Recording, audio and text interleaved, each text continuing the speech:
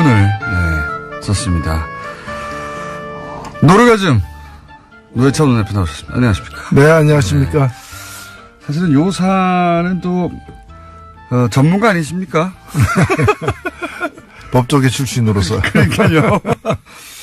본인이 이제 이 법원을 통해서 의원직도 상실한 바가 있기 때문에 하실 말씀 아시죠 이게?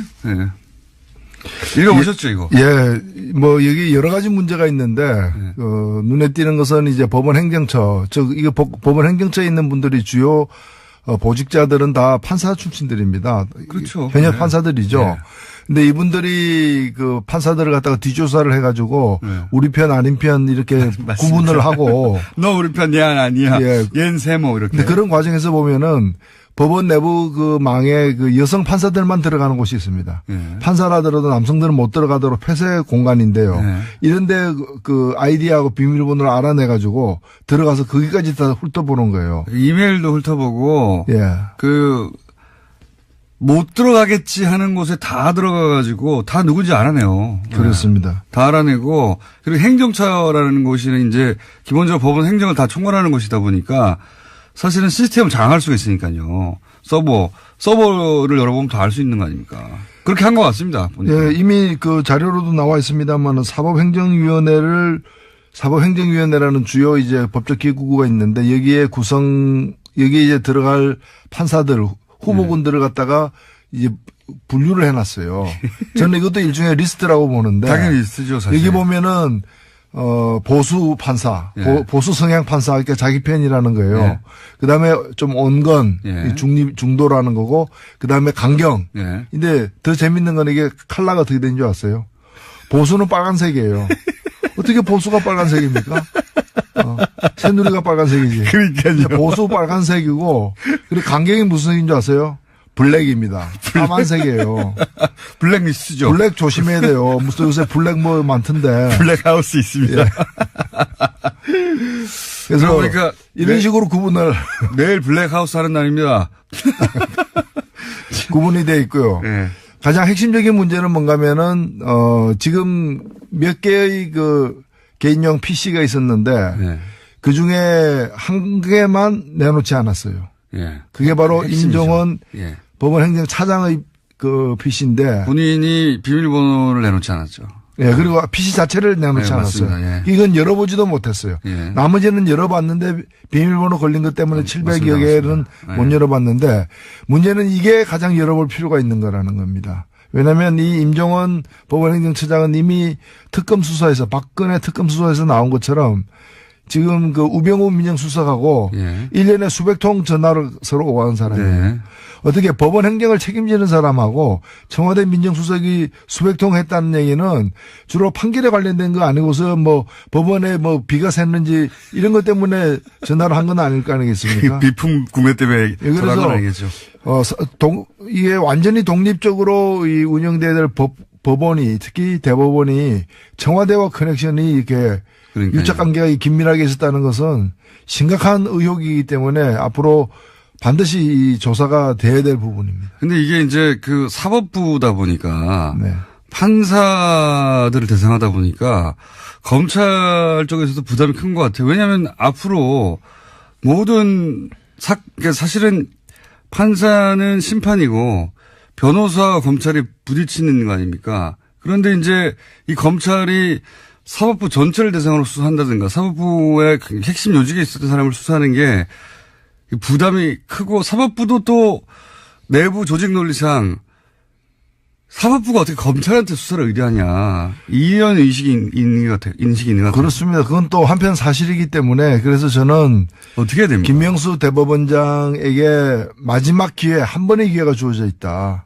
지금 진상조사위원회도 진상을 파악하지 못했고 추가조사위원회는 문서만 파악했어요. 그렇죠. 이번에 파악된 문서 중에 문제가 되는 내용들이 많았잖아요. 이것들이 실행됐는지 안 됐는지는 추가조사위원회에서 조사를 안 했습니다. 그럼 이건 조사 안 하고 넘어갈 거냐. 그러니까 그럴 수는 없지 않습니까? 이런 일이 밝혀졌는데. 그렇다면 여기까지 조사를 해야 되고 아직 조사하지 않은 어떤 임종원 개인용 PC라거나 이런 까지 다 더 조사를 갖다가 해야 되는 마지막 조사 기회가 한 번 남아있고 이 기회마저도 살리지 못한다면 지금 대법원장이 고심 중에 있는 걸로 알고 있는데 네. 이게마저 살리지 못한다면은 외부 강제 수사는 불가피하다. 네. 그렇지 않다면 우리가 과거에 안개부에서 쪽지 나오는 대로 판결하고 청와대에서 전화 오는 대로 판결했던 그런 치욕스러운 그 과거로 돌아가는 걸 용인하는 꼴이 아니기 때문에 용인하는 꼴에 다름없기 때문입니다. 그러니까 이게 이렇게 이 정도 나왔는데 넘어갈 수가 없어요, 사실. 국민들이 다 봤는데 어떡합니까? 그리고 너무 저는 유치했어요, 사실은. 이게 경악스럽기도 했지만 동시에 유치하게 됐습니다. 이게 뭐, 한반에서 쟤 누구 편이야? 물어보고, 쟤 누구 편이야? 물어보고, 옆반에 그 담임한테 얘기해. 뭐 이런 수준을 전혀 벗어나지 않아요, 전혀.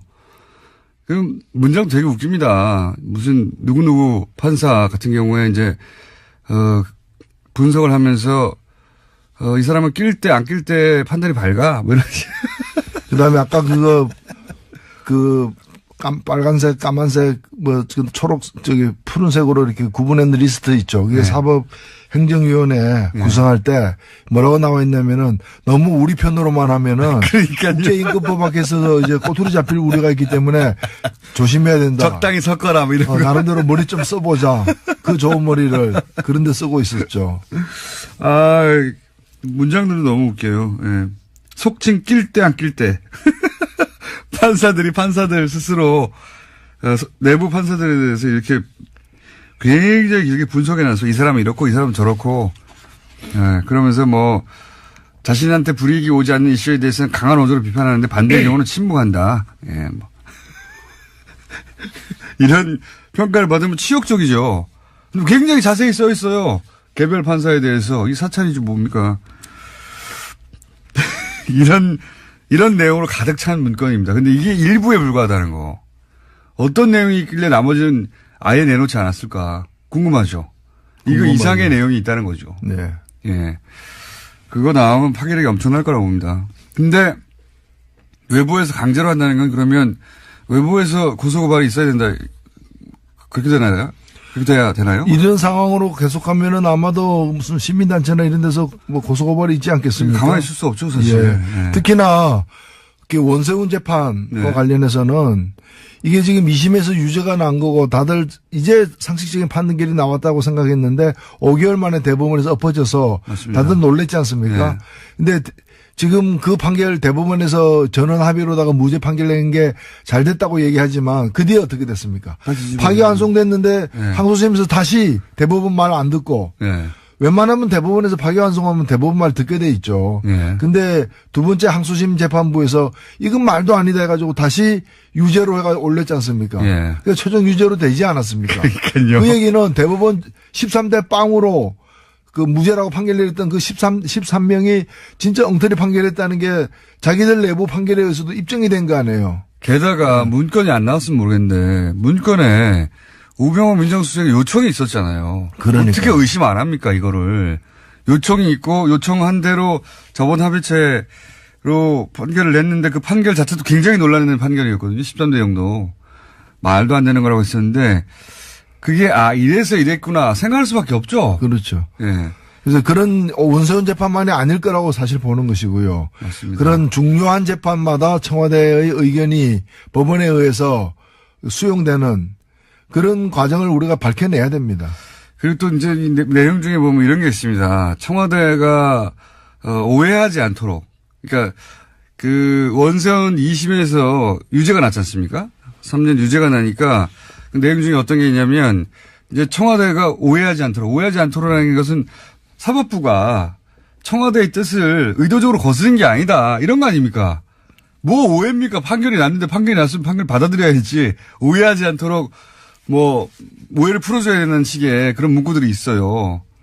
저는 그거 보면서 제가 그 안기부 삼성 엑스파일 사건 때 2심에서 무죄를 받았지 않습니까? 그때도 삼성그룹 이근 회장이 오해하지 않도록. 그리고 그 대통령이 청와대가 오해하지 않도록 뭔가 하지 않았을까 하는 그런 억측까지도 사실은 드는. 뭐 그랬을 법합니다. 실제. 그러니까 이 정권이 싫어할 판결이 나면 전권이 관심 있는 재판인데 싫어할 판결이 나면 사법부가 나서서 그거는 사법부의 뜻이 아니고 개인 판사가 그렇다는 얘기는 다른 사건들은 처음부터 오해하지 않도록 잘 만들어줬다는 거 아닙니까, 결론을. 그렇지. 그렇게 생각할 수밖에 없죠. 그리고 우리나라 30대니까 뭐 정정하겠습니다. 그러니까요. 각하. 그래서 정정한 거 아닙니까, 이게. 이제 일종의 음모론처럼 그렇게 돌아가는 거 아니야? 이렇게 얘기했던 거에 증거가 일부 나온 거죠, 사실. 그렇죠. 의심하지 않을 수 없는 겁니다. 여기다 불필요한 오해가 있다거나 뭐 이러면서 이제 불필요한 오해 논란이 있지 않도록 하면서 이 대법관들이 나서서 그렇지 않다고 얘기했는데 이걸로는 해결이 안 될 것 같아요. 그 대법관 중에서 적지 않은 수가 당시에 없었던 분들이에요. 이게 절반은 없었던 분이죠. 2015년 7월에 네. 2015년 7월에 대법원에서 13대 0으로 네. 무죄를 내렸기 때문에 지금 계신 분들 중에 적지 않은 수가 거의 절반에 가까운 분이 그 당시에는 없었던 분들인데 왜 어제 나타나가지고 전원이 그렇게 절반만 나와야죠 그러면. 네. 전원이 이렇게 얘기했다는 것도 좀 많이 안 된다고 생각이 들고. 요 사건은 이제 쉽게 가라앉지 않을 것 같습니다. 제가 보기에는 머지않아 이 조사 보고서 별지가 인터넷상에서 공개되어 버리지 않을까. 그래서 만인이 보지 않을까 싶어요. 보시면 충격과 함께 웃음이 나오실 겁니다. 네. 근데 이게 일부에 불과하다. 안 나온 게 700건이 넘는다. 예. 아예 내놓지 않아서 몇 건 있는지도 모르는 PC 남아있다 여전히. 예. 그렇습니다. 현재 상황이. 자, 사법부 블랙리스트 사건은 그러하고요. 양승태 대법관은 어떻게 될까요? 전 대법관은? 예, 계속 본인이야 곤혹스러울 겁니다. 계속 이제 뒤로 빼겠죠. 저는 양승태 대법관 한 명의 문제는 아니지만은 총체적 책임에 직접 연루되어 있기 때문에 책임을 져야 된다고 봅니다. 이 문건을 작성하고 보고한 대상이 있을 거 아닙니까? 본인이죠. 예, 본인이죠. 양승태 대법관이 정점에 있었으니까 보고를 받았겠죠. 보고도 하지 않은 걸 자기들끼리 열심히 써가지고 혼자. 그러니까요. 예. 한편으로는 보고하고 한편으로는 등산 가는 것도 국정원으로부터 사찰당하고 이제. 예. 압박도 하고. 예. 자, 이 사건 굉장히 중요한 사건이라 저희가 앞으로 계속 다루겠습니다. 못지않게 큰 일들이 많이 있었어요. 예를 들어서 나경원 의원이 IOC 항의 성안을 보냈다든가 여기 대해서 이제 화가 난 국민들도 있고 그리고 북한 평창올림픽이 평양올림픽이다라고 보수 신문과 야당에서는 계속 공격하고 있고 이거 어떻게 전체적으로 보십니까? 올림픽을 공격하는 보수.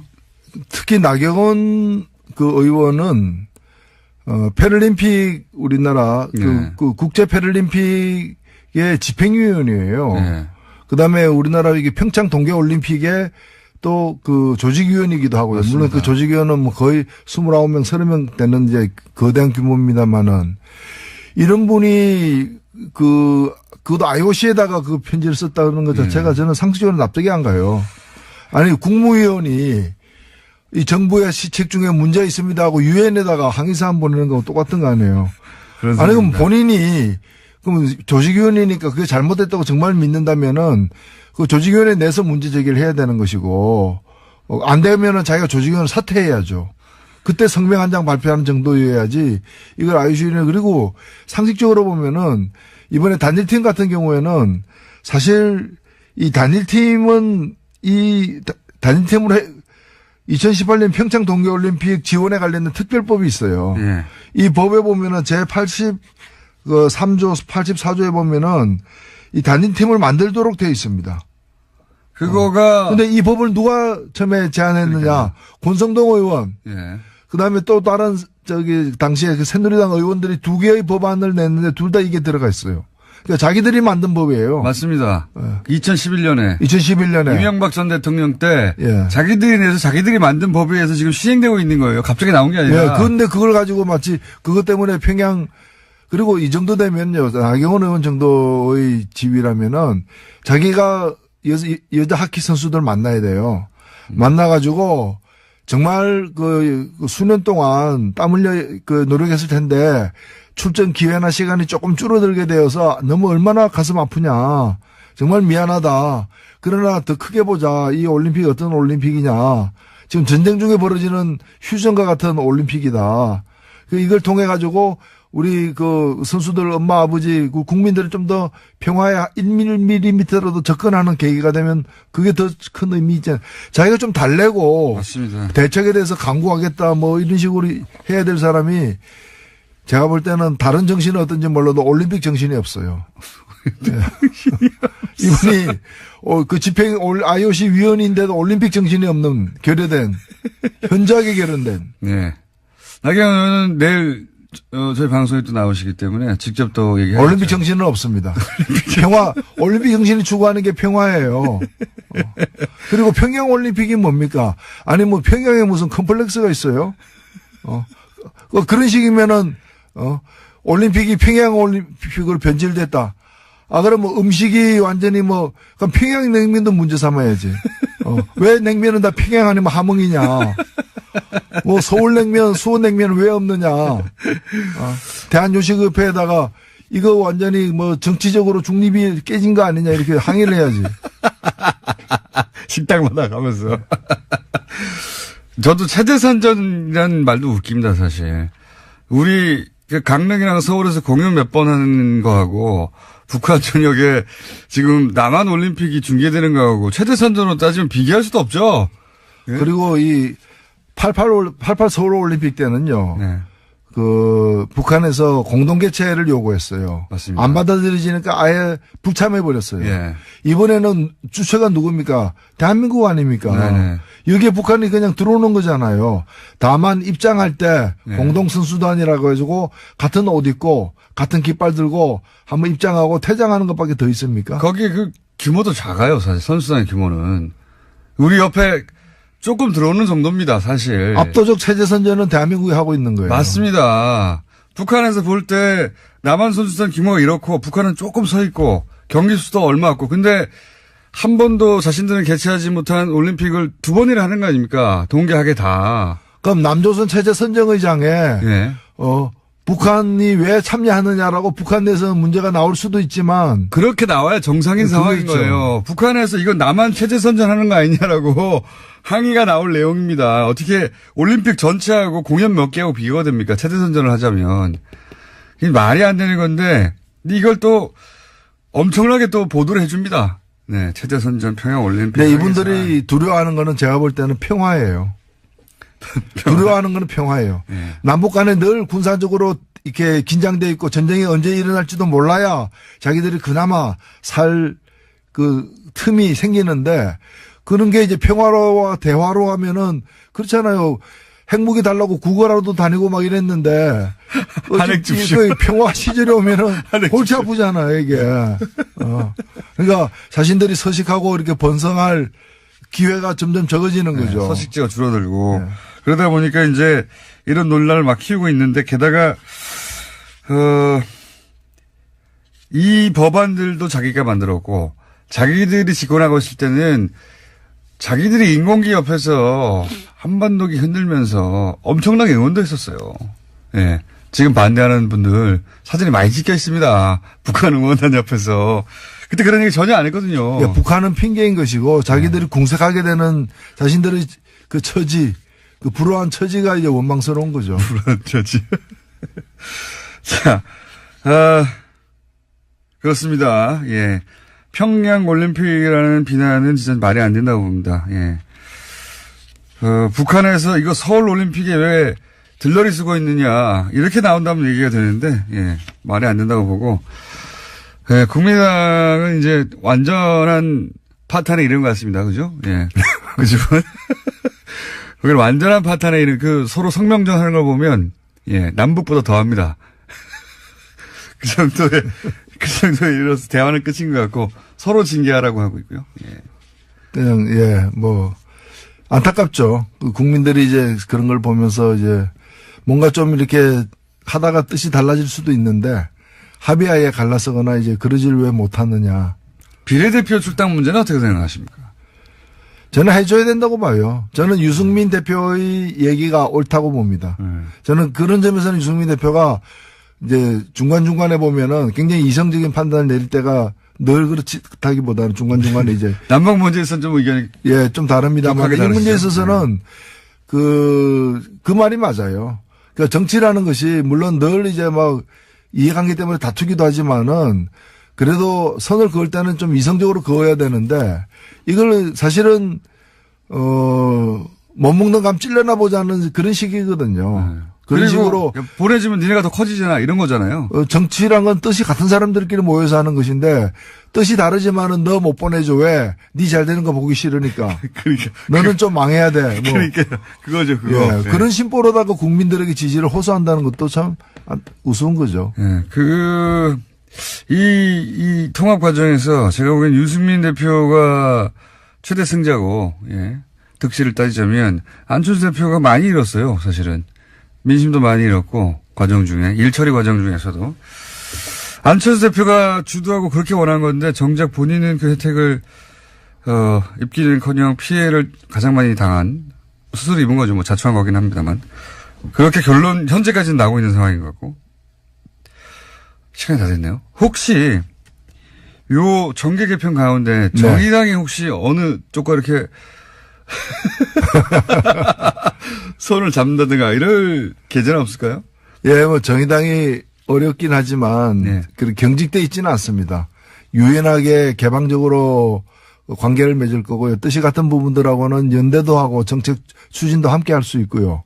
그러나 지금 얘기되고 있는 공동교섭단체 같은 것은 그걸 통해서 국고지원금 좀 더 많이 받고 국회 내에서 무슨 이렇게 기회나 이런 권력을 배분할 때 좀 더 좋은 조건이 되는 것 말고는, 우리 국민들 앞에 같이 해야 될 이유를 설명하기가 쉽지가 않다는 점에서 저는 사랑을 하지 않으면서 결혼하는 거 있죠. 비자를 얻거나 뭐 국적을 얻거나 그런 걸 우리가 뭐라고 그럽니까? 위장 결혼이잖아요. 네. 국민 앞에 위장하는 일은 없을 것입니다. 그래요. 네. 그런 얘기도 일각에서 있길래 이제 저쪽에서 뭐 말아봐 15석이나 그 정도 된다고 하면 정의당과 같이 이렇게 그리고 지금은 또 그런 셈법을 할 때도 아니지 않습니까? 지금은 각자 자기 세력을 잘 이렇게 보존해서 국민들 앞에 당당하게 임해야 될 때라고 봅니다. 알겠습니다. 예. 이런 얘기가 정의당 내부에서도 있긴 있습니까, 혹시? 외부에서 이제 관찰자들이 그런 얘기를 하는데. 예, 정의당 내에서는 뭐, 어제도 저희가 회의를 했습니다만은, 네. 이런 문제 제기가 바깥에서도 나오는데 한번 토의해보자. 네. 이런 얘기하는 분들이 없어요. 전부 다 뭐 파리바게트가 뜨고, 최저임금이 뜨고, 민생 문제 이런 데만 관심이 있어서. 예. 예. 네, 좀 저희들이 바쁩니다, 사실. 예. 네. 특히나, 원세훈 재판과 네. 관련해서는 이게 지금 2심에서 유죄가 난 거고 다들 이제 상식적인 판결이 나왔다고 생각했는데 5개월 만에 대법원에서 엎어져서 맞습니다. 다들 놀랬지 않습니까? 네. 근데 지금 그 판결 대법원에서 전원 합의로다가 무죄 판결 낸 게 잘 됐다고 얘기하지만 그 뒤에 어떻게 됐습니까? 파기환송됐는데 네. 항소심에서 다시 대법원 말 안 듣고 네. 웬만하면 대법원에서 파기환송하면 대법원 말 듣게 돼 있죠. 예. 근데 두 번째 항소심 재판부에서 이건 말도 아니다 해가지고 다시 유죄로 해가 올렸지 않습니까? 예. 그러니까 최종 유죄로 되지 않았습니까? 그러니까요. 그 얘기는 대법원 13대 빵으로 그 무죄라고 판결 내렸던 그 13명이 진짜 엉터리 판결했다는 게 자기들 내부 판결에 의해서도 입증이 된 거 아니에요. 게다가 문건이 안 나왔으면 모르겠는데 문건에 우병우 민정수석의 요청이 있었잖아요. 그러니까. 어떻게 의심 안 합니까, 이거를. 요청이 있고, 요청한 대로 저번 합의체로 판결을 냈는데 그 판결 자체도 굉장히 논란이 되는 판결이었거든요. 13대 0도. 말도 안 되는 거라고 했었는데, 그게, 이래서 이랬구나 생각할 수밖에 없죠. 그렇죠. 예. 그래서 그런 원세훈 재판만이 아닐 거라고 사실 보는 것이고요. 맞습니다. 그런 중요한 재판마다 청와대의 의견이 법원에 의해서 수용되는 그런 과정을 우리가 밝혀내야 됩니다. 그리고 또 이제 이 내용 중에 보면 이런 게 있습니다. 청와대가 오해하지 않도록. 그러니까 그 원세훈 2심에서 유죄가 났지 않습니까? 3년 유죄가 나니까 그 내용 중에 어떤 게 있냐면 이제 청와대가 오해하지 않도록라는 것은 사법부가 청와대의 뜻을 의도적으로 거스른 게 아니다. 이런 거 아닙니까?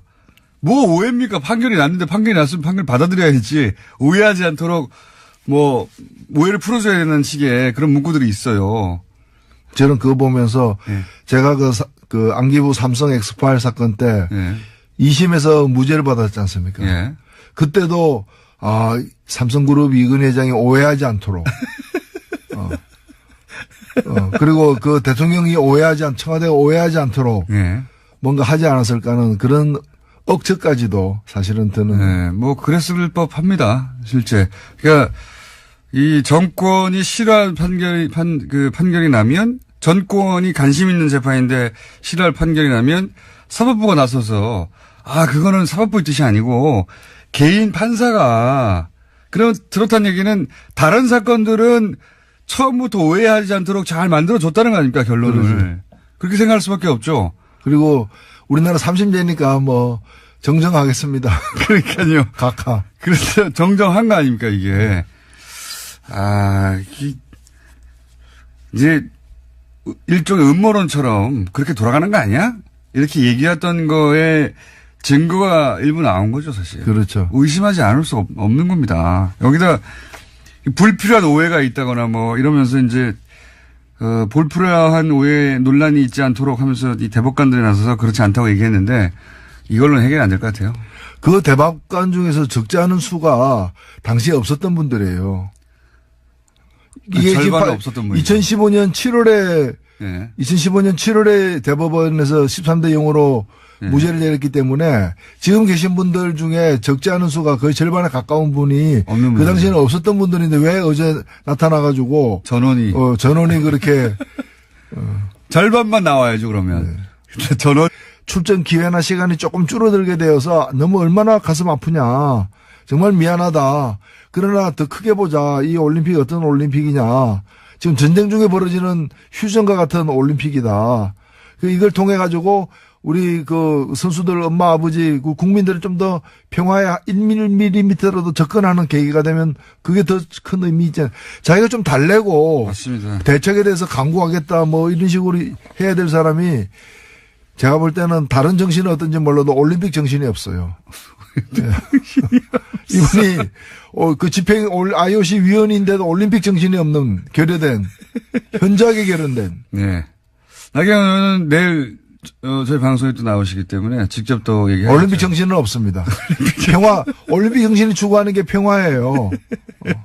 그리고 평양 올림픽이 뭡니까? 아니 뭐 평양에 무슨 컴플렉스가 있어요? 그런 식이면은 올림픽이 평양 올림픽으로 변질됐다. 그럼 뭐 음식이 완전히 뭐 그럼 평양 냉면도 문제 삼아야지. 왜 냉면은 다 평양 아니면 함흥이냐? 뭐 서울냉면, 수원냉면 왜 없느냐? 대한요식협회에다가 이거 완전히 뭐 정치적으로 중립이 깨진 거 아니냐 이렇게 항의를 해야지. 식당마다 가면서.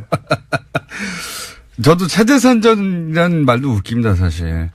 우리 강릉이랑 서울에서 공연 몇 번 하는 거하고 북한 전역에 지금 남한 올림픽이 중계되는 거하고 체제선전으로 따지면 비교할 수도 없죠. 네? 그리고 이 88 서울 올림픽 때는요. 네. 그 북한에서 공동 개최를 요구했어요. 맞습니다. 안 받아들여지니까 아예 불참해 버렸어요. 예. 이번에는 주체가 누굽니까? 대한민국 아닙니까? 네네. 여기에 북한이 그냥 들어오는 거잖아요. 다만 입장할 때 네. 공동 선수단이라고 해가지고 같은 옷 입고 같은 깃발 들고 한번 입장하고 퇴장하는 것밖에 더 있습니까? 거기 그 규모도 작아요, 사실 선수단의 규모는. 우리 옆에 조금 들어오는 정도입니다, 사실. 압도적 체제 선전은 대한민국이 하고 있는 거예요. 맞습니다. 북한에서 볼 때 남한 선수단 규모가 이렇고 북한은 조금 서 있고 경기 수도 얼마 없고 근데 한 번도 자신들은 개최하지 못한 올림픽을 두 번이나 하는 거 아닙니까? 동계하게 다. 그럼 남조선 체제 선정의장에 네.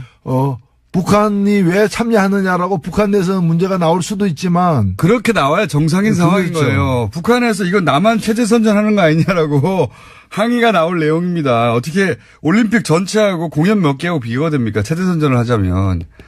이게 말이 안 되는 건데 이걸 또 엄청나게 또 보도를 해줍니다. 네, 체제 선전 평양 올림픽. 네, 이분들이 두려워하는 거는 제가 볼 때는 평화예요. 두려워하는 거는 평화예요. 네. 남북 간에 늘 군사적으로 이렇게 긴장돼 있고 전쟁이 언제 일어날지도 몰라야 자기들이 그나마 살 그 틈이 생기는데 그런 게 이제 평화로와 대화로 하면은 그렇잖아요. 핵무기 달라고 구걸하러도 다니고 막 이랬는데. 한핵 줍시오. 평화 시절에 오면은 골치 아프잖아요, 이게. 그러니까 자신들이 서식하고 이렇게 번성할 기회가 점점 적어지는 거죠. 서식지가 줄어들고. 네. 그러다 보니까 이제 이런 논란을 막 키우고 있는데 게다가, 이 법안들도 자기가 만들었고 자기들이 집권하고 있을 때는 자기들이 인공기 옆에서 한반도기 흔들면서 엄청나게 응원도 했었어요. 오늘 썼습니다. 노르가즘 노회찬 원내대표 나오셨습니다. 안녕하십니까? 네, 안녕하십니까? 네. 사실은 요 사안은 또 전문가 아니십니까? 법조계 출신으로서. 그러니까요. 본인이 이제 법원을 통해서 의원직도 상실한 바가 있기 때문에 하실 말씀 아시죠 이게? 읽어보셨죠 이거? 뭐 여기 여러 가지 문제가 있는데 눈에 띄는 것은 이제 법원 행정처, 이거 법원 행정처에 있는 분들이 주요 보직자들은 다 판사 출신들입니다. 그렇죠. 현역 판사들이죠. 근데 이분들이 그 판사들을 갖다가 뒷조사를 해가지고 우리 편 아닌 편 이렇게 구분을 하고 너 우리 편 얘 아니야. 얘는 세모 이렇게. 근데 그런 과정에서 보면은 법원 내부 그 망에 그 여성 판사들만 들어가는 곳이 있습니다. 판사라더라도 남성들은 못 들어가도록 폐쇄 공간인데요. 이런데 그 아이디하고 비밀번호를 알아내가지고 들어가서 거기까지 다 훑어보는 거예요. 이메일도 훑어보고 못 들어가겠지 하는 곳에 다 들어가가지고 다 누군지 알아내요. 그렇습니다. 다 알아내고 그리고 행정처라는 곳이 이제 기본적으로 법원 행정을 다 총괄하는 곳이다 보니까 사실은 시스템을 장악할 수가 있으니까요. 서버를 열어보면 다 알 수 있는 거 아닙니까? 그렇게 한 것 같습니다. 보니까. 이미 그 자료로도 나와 있습니다만 사법행정위원회라는 주요 이제 법적 기구가 있는데 여기에 이제 들어갈 판사들 후보군들을 갖다가 이제 분류를 해놨어요. 저는 이것도 일종의 리스트라고 보는데. 당연히 리스트죠, 사실. 여기 보면은, 보수 판사, 보수 성향 판사, 그러니까 자기 편이라는 거예요. 그 다음에 좀 온건, 중도라는 거고, 그 다음에 강경. 근데 더 재밌는 건 이게 컬러가 어떻게 된 줄 아세요? 보수는 빨간색이에요. 어떻게 보수가 빨간색입니까? 새누리가 빨간색이지. 그러니까요. 보수 빨간색이고, 그리고 강경이 무슨 색인 줄 아세요? 블랙입니다. 까만색이에요. 블랙리스트죠. 블랙 조심해야 돼요. 무슨 요새 블랙 뭐 많던데. 블랙하우스 있습니다. 그래서 그러니까 이런 식으로 구분을. 내일 블랙하우스 하는 날입니다. 구분이 돼 있고요. 가장 핵심적인 문제는 뭔가면은, 지금 몇 개의 그 개인용 PC가 있었는데, 그 중에 한 개만 내놓지 않았어요. 그게 바로 핵심이죠. 임종원 법원 행정차장의 그 PC인데. 본인이 비밀번호를 내놓지 않았죠. 그리고 PC 자체를 내놓지 않았어요. 이건 열어보지도 못했어요. 나머지는 열어봤는데 비밀번호 걸린 것 때문에 700여 개는 못 열어봤는데 문제는 이게 가장 열어볼 필요가 있는 거라는 겁니다. 왜냐하면 이 임종원 법원 행정처장은 이미 특검 수사에서 박근혜 특검 수사에서 나온 것처럼 지금 그 우병우 민정수석하고 1년에 수백 통 전화를 서로 오가는 사람이에요. 어떻게 법원 행정을 책임지는 사람하고 청와대 민정수석이 수백 통 했다는 얘기는 주로 판결에 관련된 거 아니고서 뭐 법원에 뭐 비가 샜는지 이런 것 때문에 전화를 한 건 아닐 거 아니겠습니까? 비품 구매 때문에 전화한 건 아니겠죠.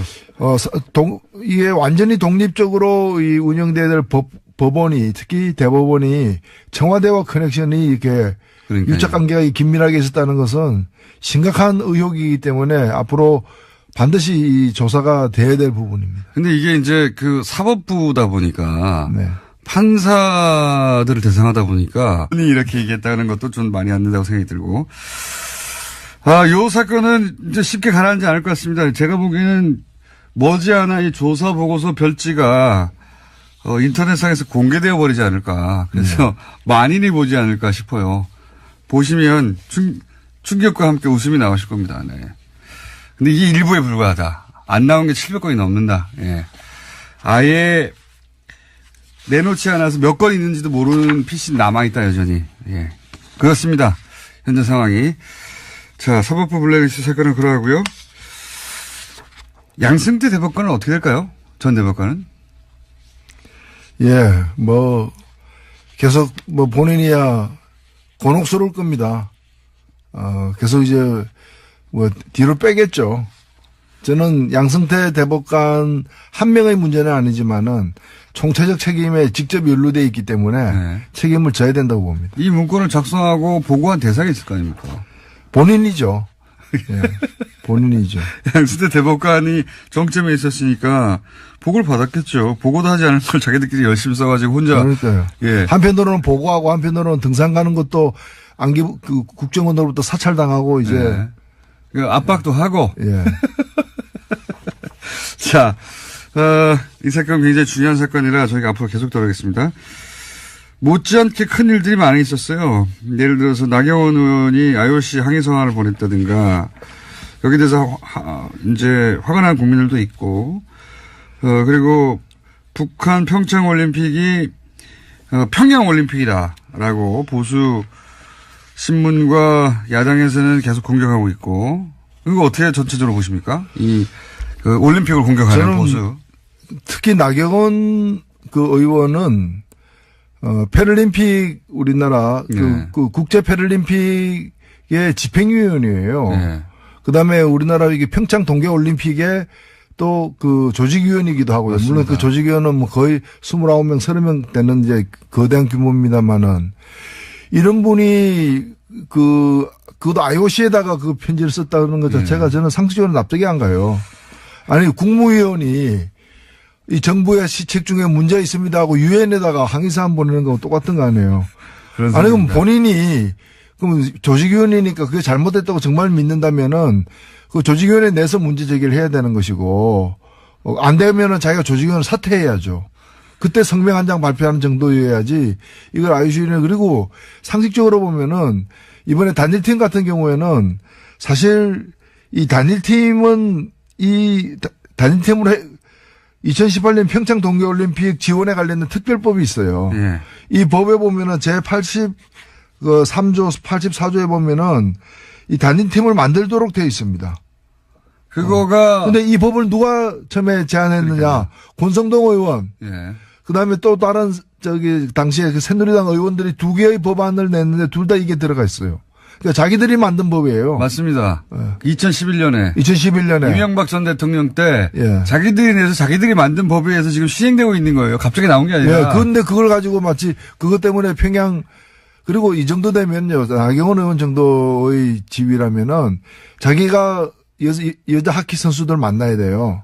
만나가지고 정말 그 수년 동안 땀 흘려 노력했을 텐데. 검찰 쪽에서도 부담이 큰 것 같아요. 왜냐하면 앞으로 모든 사실은 판사는 심판이고 변호사와 검찰이 부딪히는 거 아닙니까? 그런데 이제 이 검찰이 사법부 전체를 대상으로 수사한다든가 사법부의 핵심 요직에 있었던 사람을 수사하는 게 부담이 크고 사법부도 또 내부 조직 논리상 사법부가 어떻게 검찰한테 수사를 의뢰하냐. 이런 인식이 있는 것 같아요. 그렇습니다. 그건 또 한편 사실이기 때문에 그래서 저는 어떻게 해야 됩니까? 김명수 대법원장에게 마지막 기회, 한 번의 기회가 주어져 있다. 지금 진상조사위원회도 진상을 파악하지 못했고 추가조사위원회는 문서만 파악했어요. 그렇죠. 이번에 파악된 문서 중에 문제가 되는 내용들이 많았잖아요. 이것들이 실행됐는지 안 됐는지는 추가조사위원회에서 조사를 안 했습니다. 그럼 이건 조사 안 하고 넘어갈 거냐. 그러니까요. 그럴 수는 없지 않습니까? 이런 게 밝혀졌는데. 예. 그렇다면 여기까지 조사를 해야 되고 아직 조사하지 않은 어떤 임종원 개인용 PC라거나 이런 까지 다 더 조사를 갖다가 해야 되는 마지막 조사 기회가 한 번 남아있고 이 기회마저도 살리지 못한다면 지금 대법원장이 고심 중에 있는 걸로 알고 있는데 이 기회마저 살리지 못한다면은 외부 강제 수사는 불가피하다. 그렇지 않다면 우리가 과거에 안개부에서 쪽지 나오는 대로 판결하고 청와대에서 전화 오는 대로 판결했던 그런 치욕스러운 그 과거로 돌아가는 걸 용인하는 꼴이 아니기 때문에 용인하는 꼴에 다름없기 때문입니다. 그러니까 이게 이렇게 이 정도 나왔는데 넘어갈 수가 없어요, 사실. 국민들이 다 봤는데 어떡합니까? 그리고 너무 저는 유치했어요, 사실은. 이게 경악스럽기도 했지만 동시에 유치하기도 했습니다. 이게 한반에서 쟤 누구 편이야? 물어보고, 쟤 누구 편이야? 물어보고, 옆반의 그 담임한테 얘기해. 뭐 이런 수준을 전혀 벗어나지 않아요. 전혀. 그 문장 되게 웃깁니다. 무슨 누구누구 판사 같은 경우에 이제 분석을 하면서 이 사람은 낄 때 안 낄 때 판단이 밝아. 뭐 이런. 그다음에 아까 빨간색, 까만색, 뭐, 지금 초록, 푸른색으로 이렇게 구분한 리스트 있죠. 그게 사법행정위원회 구성할 때 뭐라고 나와 있냐면은 너무 우리 편으로만 하면은 국제임금법 밖에서 이제 꼬투리 잡힐 우려가 있기 때문에 조심해야 된다. 적당히 섞어라, 뭐 이런 거. 나름대로 머리 좀 써보자. 그 좋은 머리를 그런 데 쓰고 있었죠. 아, 문장들은 너무 웃겨요. 예. 속칭 낄 때 안 낄 때. 판사들 스스로 내부 판사들에 대해서 이렇게 굉장히 길게 분석해놔서 이 사람은 이렇고 이 사람은 저렇고 그러면서 뭐 자신한테 불이익이 오지 않는 이슈에 대해서는 강한 어조로 비판하는데 반대의 경우는 침묵한다. 예, 뭐. 이런 평가를 받으면 치욕적이죠. 굉장히 자세히 써 있어요. 개별 판사에 대해서 이 사찰이 좀 뭡니까? 이런 내용으로 가득 찬 문건입니다. 근데 이게 일부에 불과하다는 거. 어떤 내용이 있길래 나머지는 아예 내놓지 않았을까 궁금하죠. 이거 이상의 내용이 있다는 거죠. 네. 예. 그거 나오면 파괴력이 엄청날 거라고 봅니다. 근데 외부에서 강제로 한다는 건 그러면 외부에서 고소고발이 있어야 된다. 그렇게 되나요? 그렇게 돼야 되나요? 이런 상황으로 계속하면은 아마도 무슨 시민단체나 이런 데서 뭐 고소고발이 있지 않겠습니까? 가만히 있을 수 없죠, 사실. 예.